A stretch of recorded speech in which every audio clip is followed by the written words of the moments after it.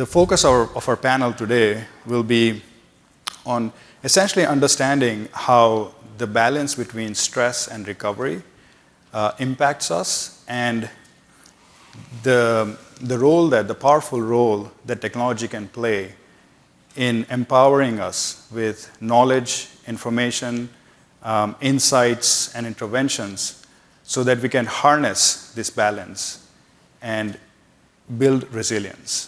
And I think at the end of the day, all of us, when we think about stress and recovery, our goal is never to just minimize stress. I think, in fact, stress is an inevitable and essential part of our life, and it is almost impossible for any of us to truly just eliminate or minimize, and I don't think anybody wants to really do that. So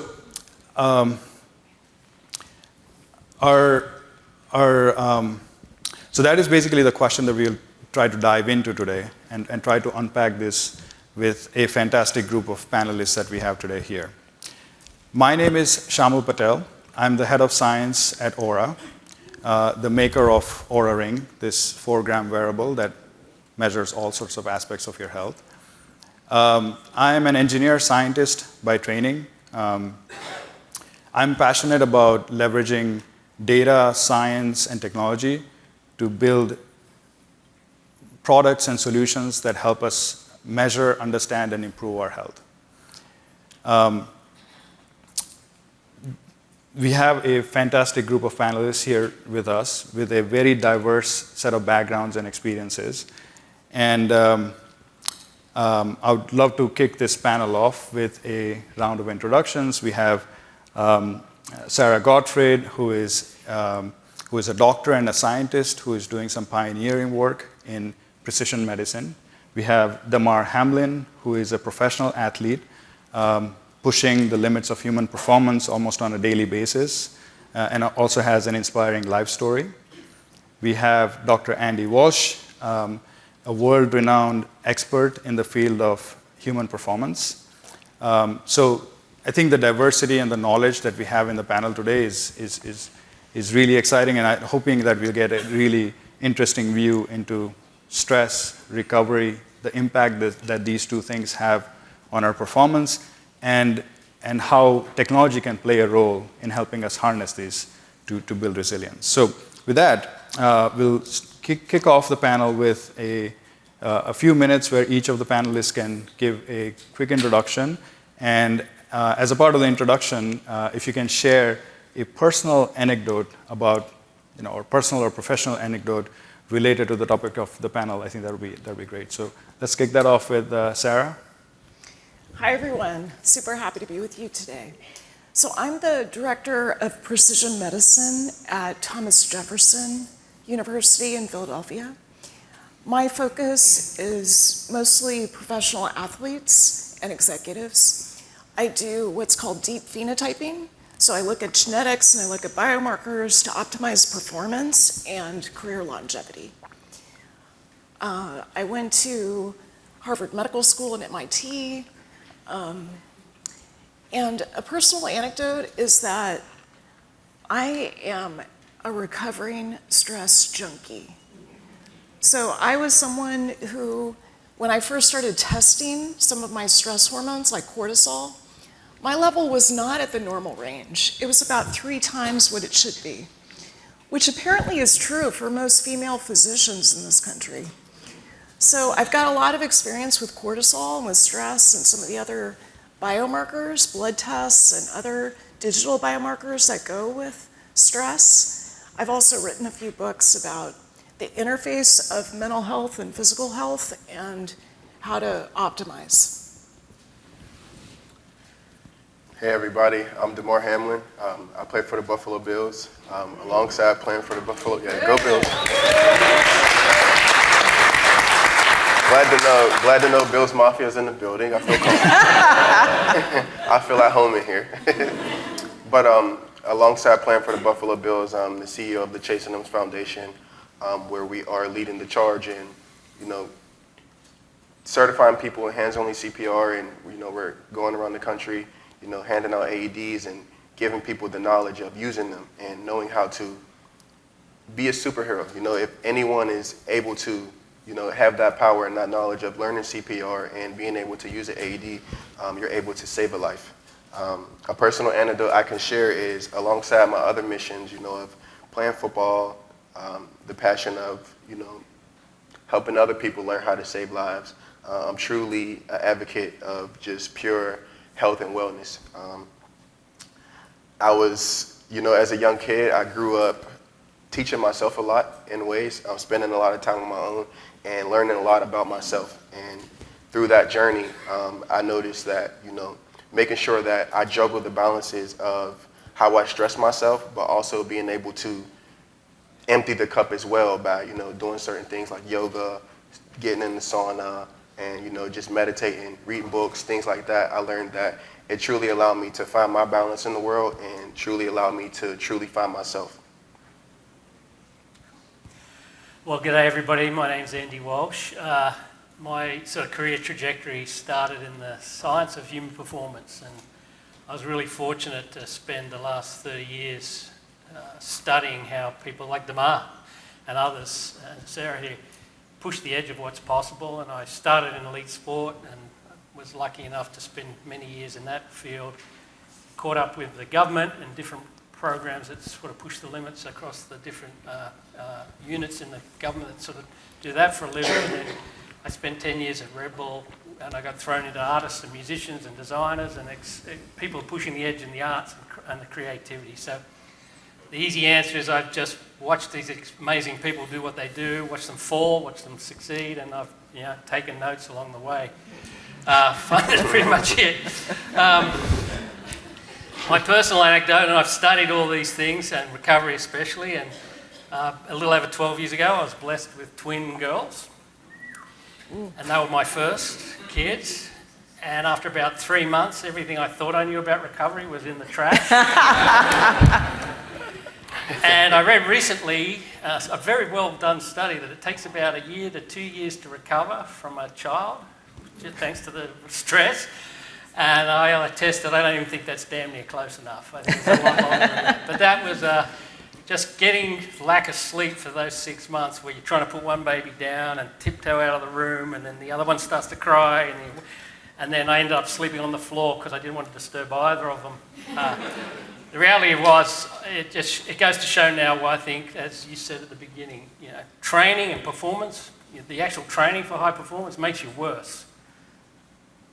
The recovery is when you improve, and you have to figure out that balance. Mm. Fascinating. So I think this hopefully just highlights this sort of breadth of experience that we have in our panelists, and also the fact that stress is, you know, it's sort of an ubiquitous thing, right? All the way from if you're a parent or you're playing professional sport, you know, even if you're doing 9-to-5 job, you are experiencing stress in you know, small and big ways.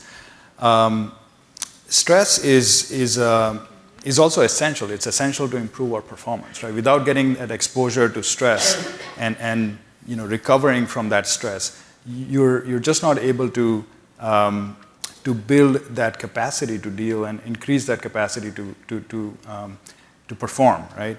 But there's also an aspect of chronic stress, right? And how stress builds up in your system over time and the negative impacts that it can have.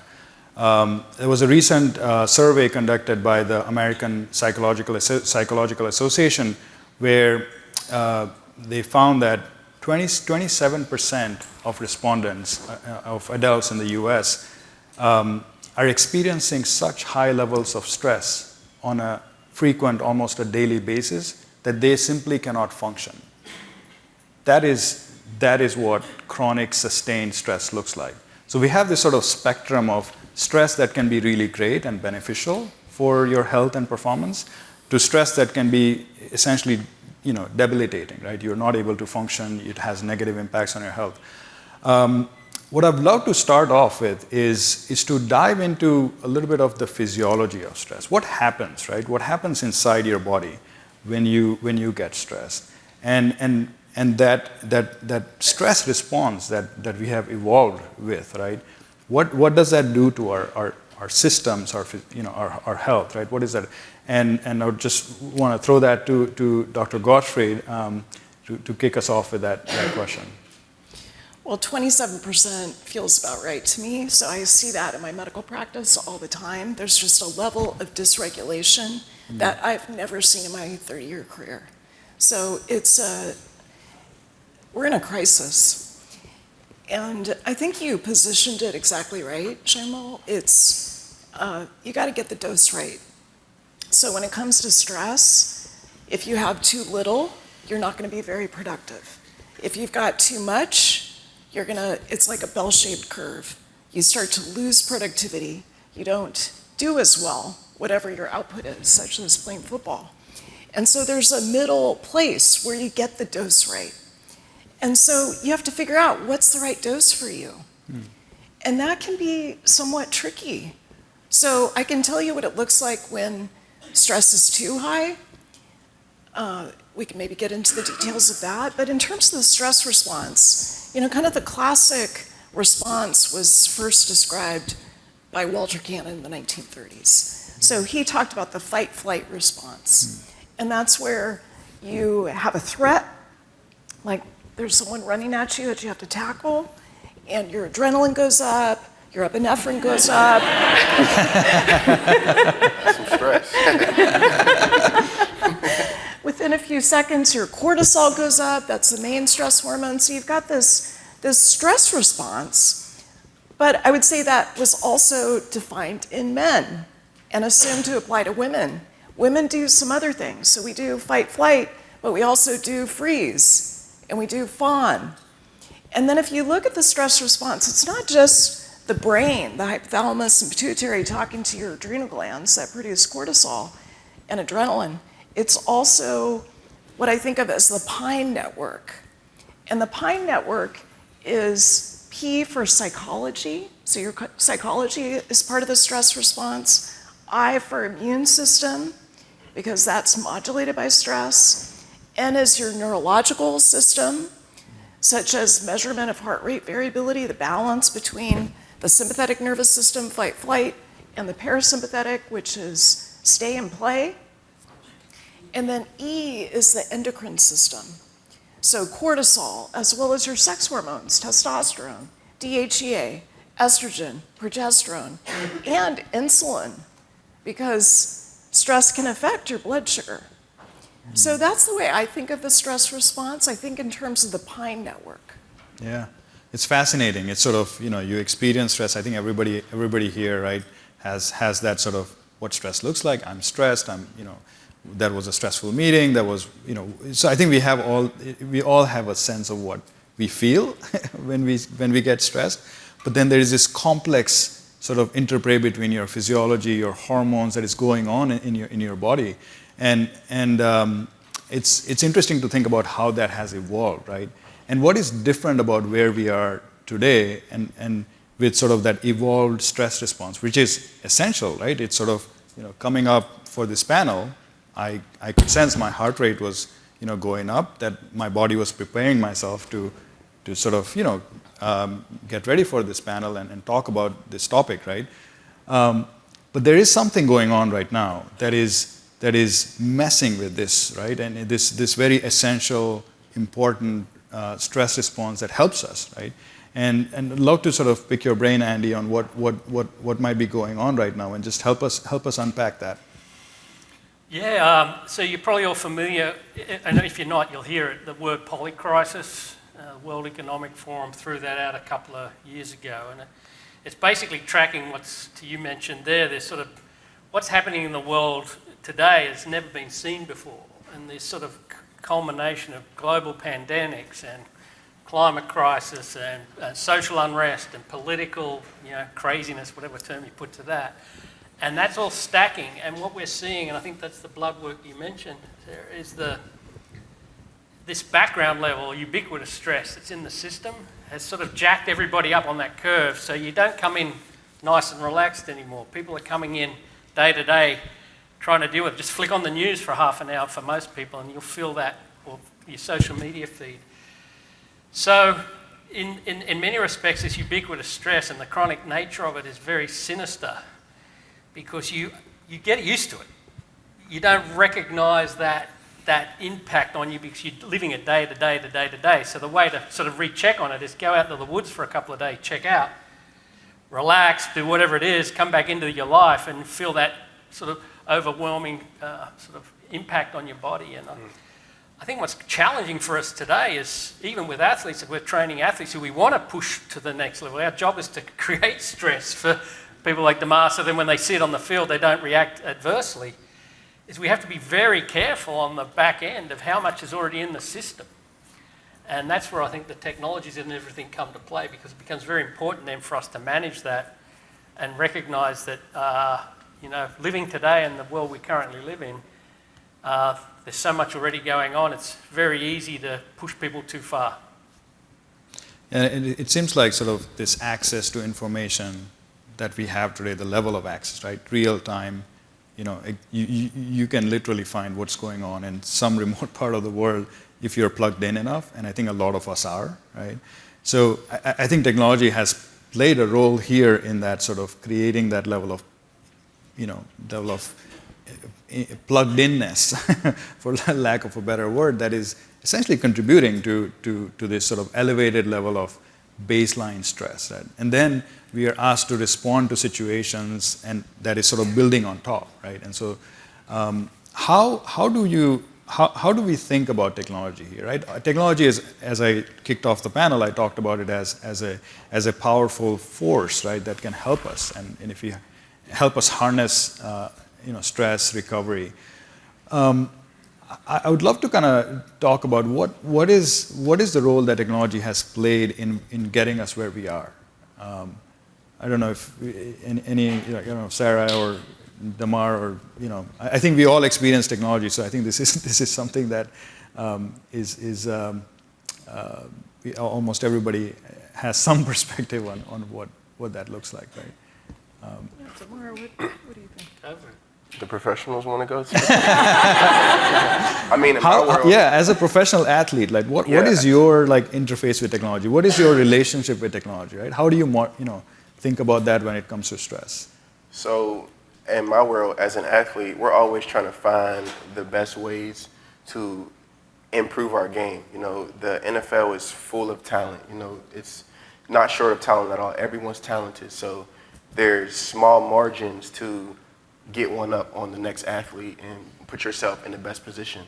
So you have to use technology, and like the two wonderful people sitting next to me, they do the research on things, and we follow the information that they give us to improve it to our training regimens, and what are the best ways to optimize our time. That's really one of the biggest things that technology does, is it allows us to optimize our time. Can we recover faster? What machines can we use to recover faster? Is it the leg boots? Is it getting in the cryo? Is it, just cold tub? And, it's all different from each athlete. You got to tailor all the information specific to who you are, because no one's the same. Everyone's makeup is different. So, we all try to use technology to enhance our chances to, just get that more competitive advantage on the next athlete, and over time, it may not be that much of a difference in advantage day to day, but over time, if you're doing the right things step by step, daily, by the time the season comes, or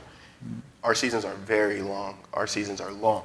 So, if you're staying consistent to the things that technology tells you will have you in the best position, you see it year in, year out. The people that follow the script and stick to what technology says to do, they have the best results.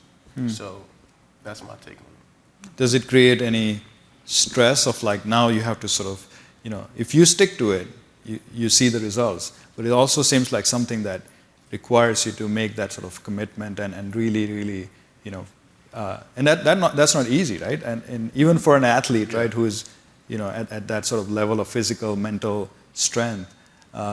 And I'm just curious, does that have an element of creating more sort of stress or some sort of negative impact? I would say it has it can have a negative impact, because it takes a lot, but we want the results. We want the results, and at the end of the day, we want to be a champion, and to be a champion, you have to be better than your opponent. So it can cause stress, but I would say it's more so on the end of taking away the stress, because you have a formula. And, you know, this formula is usually a formula that people ahead of you are already following. So you see that it works. So you see that if I can stick to this script, no matter what it takes, I know where I'm gonna be in the end goal. So to me, that kind of takes the stress off of me, because I don't have to figure anything out myself. I can just follow the regimen that, one, the technology was put in place, but also, you know, the veterans on my team or the veterans around the league, the best of the best, this is how they do things because this is what technology tells them to do. So to me, it kind of takes away that stress. Yeah, so the outcomes are sort of that motivator for you. Andy, what have you seen in terms of this sort of interplay between technology and, you know, how it can be beneficial, but could it also, you know, sort of thinking about technology as a double-edged sword, right, cutting both ways? Have you seen how that manifests? Well, yeah, I think Damar nailed it. I think, and given the background stress in the system, just the technology to build your interoception, your ability to understand what's going on internally, any technology that can shed light to bring that connectivity back. As humans, we've lost that skill of being connected back to self. You know, we're so busy with the outside world. So as a technology can come into play, like the Oura or others that allow you to recognize and maybe remind you, really powerful, because it's hard to do. And you can do the deep dives, the blood work and other things as well on top of it. A double-edged sword, absolutely. I've had a number of people say I'm so freaked out about my scores on these technologies that they're worried about the technology and the numbers that they're getting off the technology. And so I think you have to create that balance. You have to recognise that it's a great set of data that could be informing you about what's happening. At the same time, you can't get too strung out about it because that defeats the purpose of the whole technology. And I think, and it's just about education for the most part. Learn how your body responds to different things, how you, given certain scenarios, do well when you don't do so well. What are the triggers for you? What are the things that really reset you and refocus you? And then through that knowledge, use the data to help make that informed path. Because any technology on its own right can become a distraction at a minimum, or it becomes, and you start to worry about the application of the technology and lose sight of the fact that it's there to support you, not to tell you what to do. I love what you said about how technology allows you to connect to self, because even outside of competing, you know, as an athlete and just thinking about it as how can I get a competitive advantage, it does also allow me to, you know, learn myself and know myself. And I think that's the most important thing in competition is you truly have to know yourself. You have to know your strengths, your weaknesses. So, you know, through technology, you're able to see what's my strong suits, what are the things that I know my weaknesses are, and then from there I can go to improving myself. So, and, you know, just, I'm so big on learning myself and, you know, wanting to know more and learn more because, you know, you have to know yourself before you know anything else. So outside of competition, another benefit of it, which, you know, is on the side of lowering the stress as well, is, you know, learning myself. I'm able to truly know who I am. I think that's critical. It's so critical. So, Damar, you talked about the competitive advantage that you can get with technology, which I think is, you know, especially when just a 1%, 2% difference makes all the difference in a game or a season. But this part about knowing yourself and interoception, as you said, Andy, you know, that ability to tune into your own signals and have a sense of what they're telling you, I think we've lost a lot of that. Lost it completely. And there's a way that technology provides that information. I mean, I can just tell you from seeing 30,000 patients over my career that so many people have no idea if they're stressed. Like, they're looking to me to tell them if they're stressed. Like, what kind of tests can we run? There's a lot of them. But we've lost that ability to kind of tune into our signals. Did I sleep well last night? Did I get enough deep sleep? What's my heart rate variability? How's my heart doing? You know, what's my gut doing? Those kind of basic signals, we've kind of lost the ability to measure them ourselves. Yeah.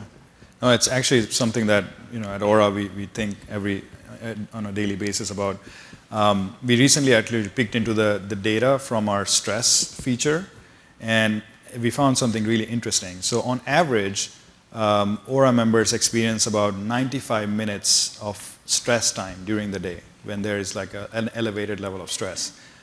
When we zoom into people who also report drinking alcohol, that goes to 138 minutes. Oh.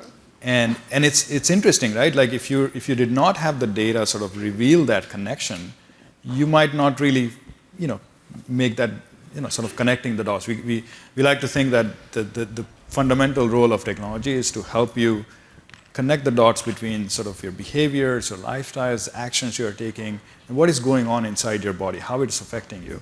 So that's actually, I think technology needs to orient itself towards that sort of goal. And if it is perhaps oriented enough towards that, then maybe there is more of a chance of a positive impact and less minimizing sort of the negative implications. I think this could be a good segue into recovery, right? So stress is half of the equation, right? Recovery is the other half. And the biggest window of recovery that we have today is sleep, right? There are lots of other things you can do. You can go out in the woods and do some meditation session, lots of things you can do, but sleep is by far our biggest opportunity to recover. And we spend about a third of our lives sleeping, and I think technology is helping us now uncover what is happening when we sleep. And sleep has also a very profound impact, right? I think there's some stats about, I think one in five accidents happen because of drowsy driving, leading to about 7,000 deaths in the U.S. There's also a strong connection between sleep deprivation, lack of sleep, on increasing your risk for obesity, hypertension, diabetes. The American Heart Association added sleep as the 8th factor in their sort of aspects that you need to focus on to manage your heart health. So there is a profound impact that sleep has, but sleep, is also something where we see a lot of challenges. I think 35% of adults in the U.S. report getting less than 7 hours of sleep a night. I think up to 30% of the people experience insomnia during a year, any given year. So that, the lack of sleep, the lack of good sleep is quite prevalent. And so when you think about this idea of stress and the level of stress that we experience, and then the impact that we are seeing on our biggest window of recovery, it sort of really skews the balance towards this sort of net of high level of chronic stress. So I think like we did with stress, I would love to sort of dive into what is happening when we are sleeping. What is going on in our body? What is sleep doing to us, right? And again, would love to kick that off with Dr. Gottfried on that. Sleep is as close to a panacea as we have. Like it's the thing that's going to save you. It helps you recover. The way I think of it is that at night, that's when all of the repair, the growth and repair happens in the body. So all of the hard work that you do on the football field, all the work you do in the world, with your muscles, with your mind, like that's what gets repaired at night. So if you shorten that period of time, we know that 7 to 8.5 hours is ideal for health span, the period of time that you feel fantastic and you're relatively free of disease. What we know is that if you get less than 7 hours, the next day, it really changes your physiology. It raises your cortisol, your stress hormones. It raises your insulin. So if you're someone like Damar, raising your insulin is not going to be a big deal because you'll just fix it again. But if you're someone like me, a middle-aged woman, and you raise insulin, I'm going to store fat the next day. It's just going to happen. So the other thing that happens at night that I think is critical is that you're making all of these hormones. Testosterone, growth hormone. And these are the hormones that kind of go in and clean up the system. There's also, you've probably heard of the lymphatic system in the body, which removes waste. In the brain, there's this thing called the glymphatic system. And that has to go in and kind of shampoo and clean up all the debris that is happening in the brain. So it's really critical for brain health. And if you're not getting enough deep sleep, if you're not getting the full 7 to 8.5 hours, then you're just going to be compromised in terms of hormones the next day, in terms of the lymphatic system and removing the junk that's in your brain. And you're also going to struggle with kind of that repair, that growth and repair. Yeah, yeah. I think there is a famous quote that is attributed to Benjamin Franklin that goes something like, there will be sleeping enough in your grave or after you're dead or something like that, right? Right. I'm sure there are lots of misconceptions about sleep, and I think that's one of the things that we need to sort of unpack, and I think education around sleep is really important, and the earlier it starts, the better. Andy, curious, in your work with professionals who are, again, pushing their limits in terms of the performance, what kind of misconceptions do you see about sleep? Is sort of the approach to how the people that you work with towards sleep, is that changing? Have you seen a shift in that? Or are there still a lot of misconceptions when it comes to sleep? Oh yeah, the shift. Like it used to be, if you're having trouble sleeping, you didn't work hard enough that day. That used to be the model. And then we realised we could push you so hard that you can't sleep. It's so much damage to the body. I'd say probably in the last 10 years, 15 years, most of top programs around the world, most of what we talk about is recovery and sleep. We've got to the limit, physical performance, where we can push 18, 20-something hours a week is about the top upper end of what you can do to somebody before things start really going pear-shaped. So it's all swung. Now, how do we, to your point earlier, Damar, how do we optimise that recovery from a brain, body, even spirit perspective? And I think the misconceptions that have all been thrown out in the old days, I can catch up on sleep. Well, no, you can't. If I go to sleep later, I just have to sleep in. Well, we know now that regular sleep cycle, like going to bed and waking up at the same time, is probably the number one thing you can do. What do we do with elite athletes? We fly them all over the country, back and forth all week, make sure they're really busted up before they get on the pitch. So we've probably made every mistake, and if you're in some of the government programs, your work is at night. You wake up at midnight and you go out to, you do that for years in highly stressful situations. So I think the fundamentals of where we've landed, we're back to the beginning, nice cold room, dark, keep a regular schedule, don't have 10 cups of coffee before you go to sleep, things like that, and try and minimise the screens is the thing you brought up earlier. Now, the impact of that lately, we saw on one particular group, training and selection course, very intense military team, and these young men are getting the hell kicked out of them all day, like physically really beaten down, as you see in all the films and that.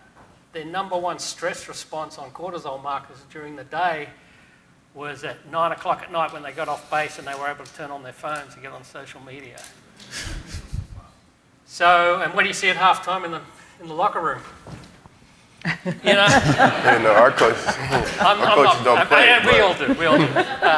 So I think everybody knows it's really important. The art is how do you simplify it and let people do it, because again, if you take away all the other constraints in the system, people, I'll go back to nature, go back into the woods for 3 or 4 days, it's usually day 3, people will naturally start to just settle into that rhythm, and it can be a miserable lying on the dirt, but I think we've just got to figure out nowadays, how do we balance the need to do what we do in the current way of living with when we can focus on just doing those simple things really well, and and again, if you have a technology that helps you record it, use that to inform how well you're doing.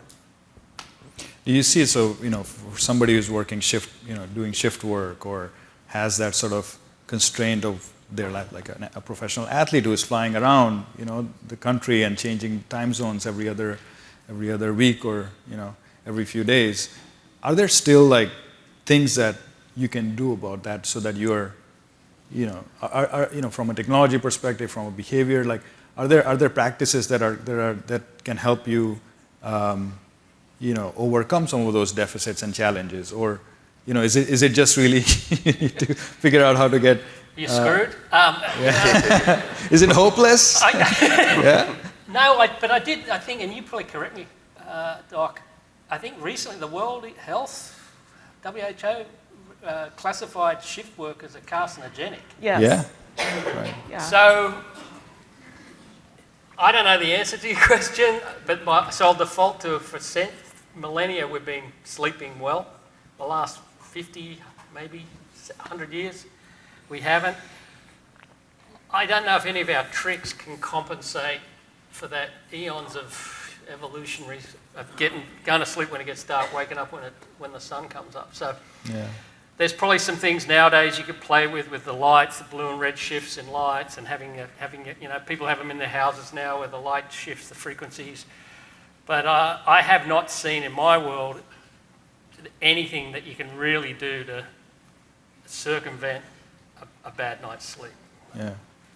Damar, tell us about your relationship with sleep. I'm sure that's something that you really focus on and care about. Well, first, speaking of recovery, which we were, and how you said training is where we tear ourselves down, and recovery is where we actually make our progress. Over my career, I've always heard that, sleep is one of the biggest ways to optimize that recovery window. And as much as we would love to get the best night's sleep in our world, it's not always possible due to training schedule, due to work schedule, due to family schedule. Some people, after a long day of 12 hours of meetings, practice, workouts, everything that happens, recovery that happens in the building, they go home to being a father and, being parents, and they got to take care of newborns, and however their kids might have soccer practice and, a bunch of things that they have to, just the same way that they have to work, they have to be a parent. So they're not able to optimize that window as much. And due to, the off season, we travel a lot. I'm on the plane as much as possible. So a way that I have tried to optimize that window is I sleep on the plane. Like, before we even get in the air, I'm knocked out. I'm knocked out cold. And I heard everything you said where, the best way to go about it is, getting that same window of sleep each night. And that's what we strive for. But, due to traveling schedule and changing different time zones, it's not always ideal. So, I'll catch myself where I'm able to notice just, feeling myself inside my body, I'm tired and things like that. And I'm not able to be as charged up and able to be myself in moments that are very important where I am. So optimizing that time on the plane is not the, preferred method or the best method, but it's a method within the madness of schedule that I have been able to find that allows me to be my best self in every room. I'm able to charge up, so in airports, I'm hoodie on, head down. That's my charging up window. Once I get on the plane, that's my way of, preparing myself for whatever I'm getting into next. Yeah, and one thing you said there was, which I think is really important, it's less than ideal for most people, so that whole getting perfect sleep every night. That doesn't happen, as you say, but I think you nailed it when you said your interception, your ability to know yourself. So if you do have a period of time where you do have to do all-nighters or whatever it may be, recognize how you're feeling, and then you're not going to be your best self, and cut yourself some slack. Have an easier day. Try and stack some things if you can to regenerate a little. Versus I've got to go hard again the next day. If you do that, you'll end up just tracking down. That's been a super, super big strategy for me, is truly just, knowing where I'm at in each day. And just the journey of the entire last year I went through, knowing where I'm at in each day was truly like the thing that allowed me to be my best self every day. I had to evaluate myself and where I was each and every day to be able to know what I had to give each day. And, some days it's 100, some days my best is 80, some days my best might be 74. But, the fact of knowing myself, it's able to allow myself to have some peace, and I'm able to attack my day from that point. That's super interesting, sort of. And again, I think when you say that, you're saying that from the point of view of tracking and how you use the data around your sleep to inform what happens and how you approach your day, right?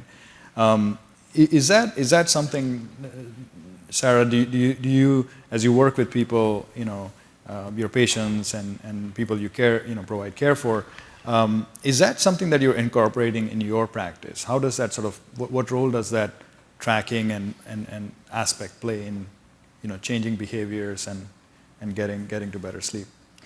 Well, I use wearables with every single patient that I work with. How many people in the room have a wearable, wearing a wearable? So a lot of you, yeah.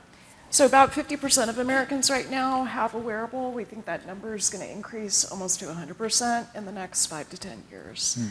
And they'll increasingly become implantable. So I've got data streams from all of my patients, and I watch them on a dashboard. So I'm looking at Oura data, I'm looking at activity, sleep, heart rate variability, daytime stress. I'm also looking at continuous glucose monitoring because my professional athletes, we want to fuel them correctly. So I think it's really critical to be able to track those things. And then, of course, I put it together with their genetics because, some folks have got genetic predispositions that make them more likely to have problems if they are compromised with sleep. Another thing that's kind of bi-directional, and I think is important to mention, is that the pro athletes I work with, pretty much all of them, with just a couple of exceptions, have gut problems. So you may not have gut symptoms, but when you train at such a high level, when you've got such a high training load, it tends to cause increased intestinal permeability, leaky gut, and also some imbalances in the good and the bad bacteria in the gut. And so that can then impact your sleep. So it's not just that your sleep can impact your health, the state of your gut and other aspects of health can impact your sleep. So I like to measure that and track it in all of my patients. Yeah. I mean, I absolutely love the work that you do on pushing precision, the idea of precision medicine ahead. If you think about it, today we have access to, from a technology accessibility perspective, a lot of information. It's available to us, right? We can access it. That you would need as ingredients to realizing this vision of precision medicine. How do you, where are you? Do you feel like we are at this sort of cusp of making that happen? How far do you think this future is, right? Because the idea of precision medicine is at least 30 years old, right? Right. And I'm just curious, where do you see things? I think we're still at the learning to crawl stage. I think we're still really early on, unfortunately, because while we've got all these inputs, we need, physicians like me need the support to be able to analyze those data and make sense of it. We had this conversation about tech and how it's a double-edged sword. There's a way that you can collect too much data, and unless you're creating something meaningful out of it, it may not be worth it. So trying to find the meaning, I think, is critical. And it's also a place where we need artificial intelligence to support us. We need machine learning. And, we're still sorting out the best use of AI for deep phenotyping, for taking all of these data streams, all of these inputs, like from professional athletes, and then working with professional athletes to figure out, okay, here are your values, here's what you want with your career longevity, here's what your independent risk factors are for cardiovascular disease and other things. Here's how we put together a customized protocol for you. So I would say we're still early. Yeah, and so I think just kind of segueing into this idea of performance, right? We talked about stress, we talked about recovery, and sort of if there was an equation and you had stress plus recovery and some weights associated with that, the outcome would be performance, right? And health and performance, right? And I'm just building on that. I'm curious, like, how do you, in terms of like as individuals, right? If you wanted to approach this balance, how do we sort of harness this? What is there some today, based on what we know and have access to today, what is the recipe that could be something that gets us, let's say, 90% of the way, right? Is there some basics that we can focus on and really harness in a way that allows us to get to that 95%? Obviously, like, somebody like Damar looking to push that 0.1%, right? That's you're fighting a very, very tough battle there because you're looking at that. But for most of us, that getting to 95% is going to be progress, right? Thoughts, curious. I don't know if like anybody has any opinions on that, on what would that look like. Andy? I think that's where people get hung up nowadays. They get hung up on the 1% stuff that people like Damar need, and the rest of us, and they're still not doing the other 99%. So I think, what I say to people, look, let's talk, if stress is in particular, have one good friend that you can rely on. That's the number one predictor of how well you'll handle any tough scenario. So have one good friend you can pick up the phone or talk to. Get a good night's sleep. Eat a pretty good variety of fruit and vegetables and meat. That's all you really need to do. Don't get caught up. If you can't eat really well, then there's probably some argument for some, a multivitamin or something. Don't drink too much. Get a little bit of exercise. Basically what people have been telling you for a couple 100 years, that'll get you about... If you do that really well every day for the next year, you'll feel pretty bloody good. Then, if you find that that's not enough and you need to spend some more money and be more focused, then you can start, and then using data to inform you of some bigger issues. But I think the simple stuff first, really well done, will get you most of the way. And then, layer on top of that. So if you get caught up in all the noise, and the trouble with our industry, and we call it, in the precision performance industry, which is a new thing, there's so much snake oil out there, there's so many attitudes, the people who are usually speaking the loudest have the least science behind them. So do those basics really, really well, and then back to where we started. Know yourself. Treat yourself like a little bit of an experiment. Try it. If it seems to help and you seem to feel like it's making a difference, one at a time, one intervention at a time, then work with it. Everybody, I think, what we lose fact of the matter, and back to where we talked about earlier, you say we're crawling. We're not even crawling. We're not even an embryo. The human system is the most complex single entity in the universe. And for us to think that we've figured much of that out yet is really kind of stupid or arrogant, depending on where you think about it. So you are an N of one. What you do for you, you need to figure out that'll work for you, because it doesn't work for everybody else. Doesn't mean you can't look at all the other information out there and use that maybe as a starting point, but then take that in and create your own best self. And that's back, you've got to really know how you respond and how you react to these things.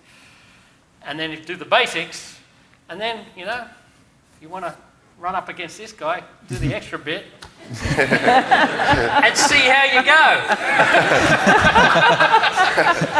I mean, even speaking from, the 1%, we still say that simple is better. So like you say, even if you can't complicate it, or if you're not educated to know the entire strong full of what the 1% needs, even if you're doing the simple things at a high level, it'll take you maybe further, or it'll maybe put you in that 1%, because that's something that we use. Simple is better. And piggybacking off of what you said, creating a personalized plan for it. Something we use every day that my coach would tell us is have a specific improvement plan for yourself. And he's talking to a room of 16 people that have to do the same job. But we all have to find how can we do this job the best to our own ability, and that just showed me that a personalized plan is everything. And, the world is made to disturb our peace and disturb, our world. We have to build ourselves up to the point where nothing can take us out of our peace. The world is going to try to pull you 1,000 different ways and get you distracted and taken out of, what you need to be focused on. But you have to develop, that foundation within yourself that no matter what's going on, you still have your foundation and you still have your peace and you can rely on that. So another phrase I would use is trust your training.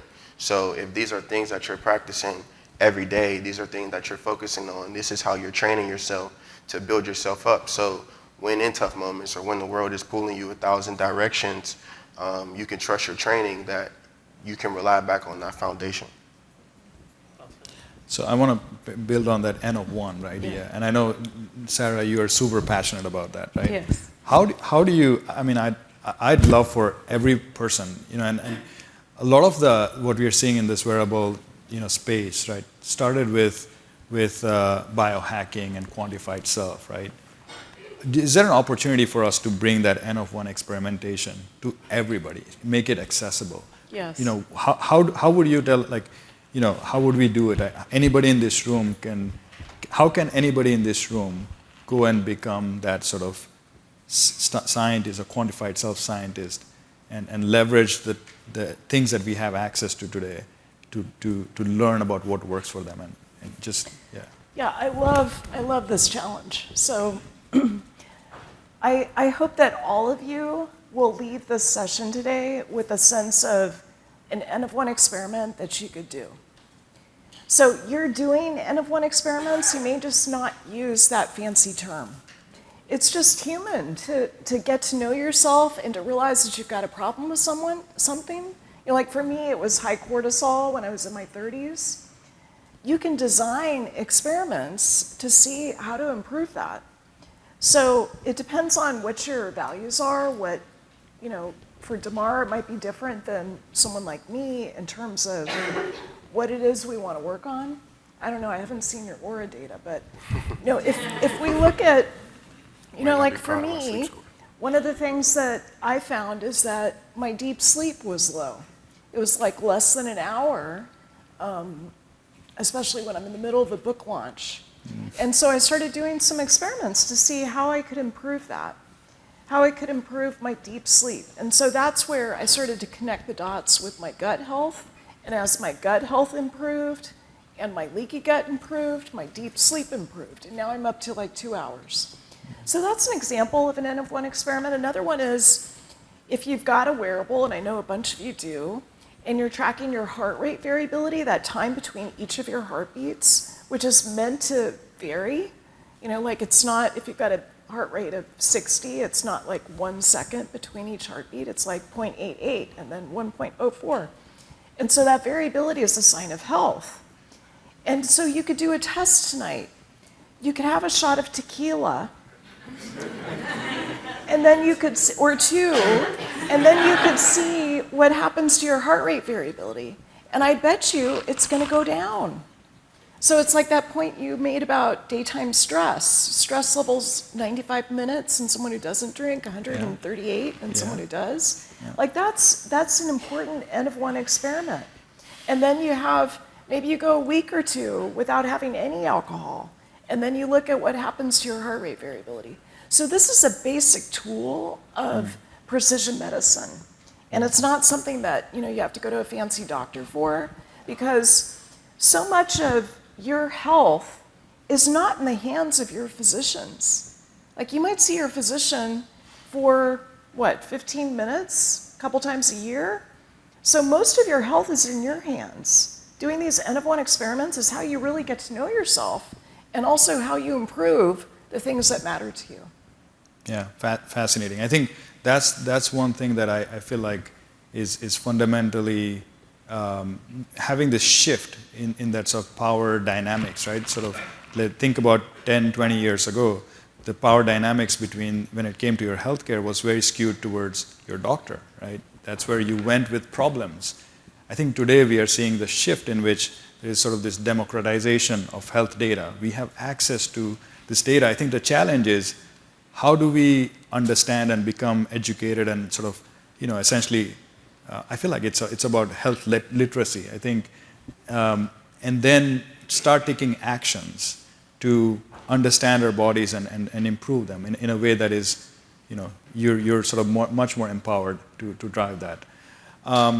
I think this has been really a fascinating conversation. I hope that we all learned a ton from this fantastic group of panelists. If there was one thing that you want us to take away from this, what would that be? And I'll start with Sara, and then we'll go down that way. Well, since I laid down the tequila challenge, so I would say, the interesting thing about alcohol, maybe I'll take on alcohol. Probably my least popular message is that alcohol shrinks the brain. It's a neurotoxin. It interferes with performance. It interferes with sleep.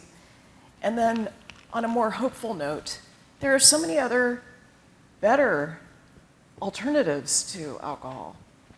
So I don't know if I can mention some of those, but even like cannabis, lots of things that are legal that work with the body in a much more beneficial way. And if that's not your jam, I would say magnesium. Take magnesium tonight. That raises heart rate variability. I can vouch for that. Damar. My thing would be, it's one thing to hear the information, and it's also another thing to know it, but I think you take yourself to another level when you apply it.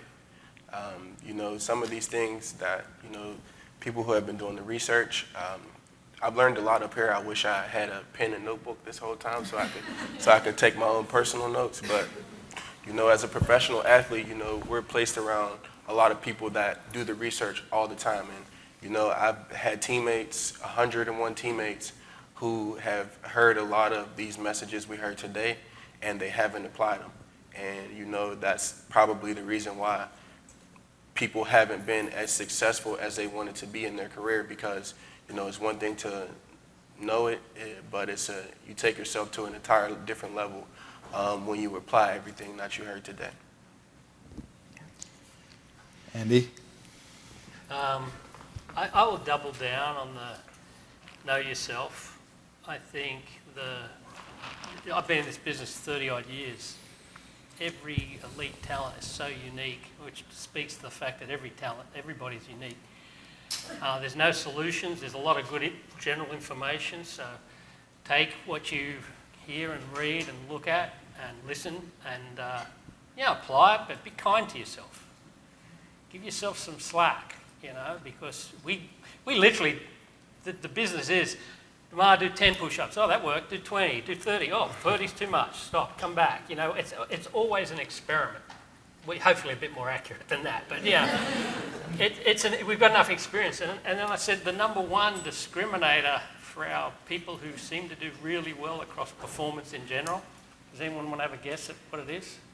If you ask any high performer in the world, in any area of mastery, cooking, sport, what do you think the number one thing is that they all have in common? Mindset. Mental health. Usually they're doing it, what year from where, they're doing what they're doing for a reason bigger than themselves. Meaning and purpose. So meaning and purpose, what are you here for, what are you doing that? So I get that sorted out as the first thing and layer everything else in there. And because that seems to be what gives people the will to get up every morning and do what Damar does, or do what we do as parents or as partners or friends. So that's my one little tip. And maybe go 2 or 3 days out in the woods. That's the biggest joke in our industry now. If you want to make a bunch of people better, drag them out in the woods and get rid of their phone. They feel fantastic. And we'll charge you a lot of money for that. I know we are at time, so thank you so much for a wonderful panel.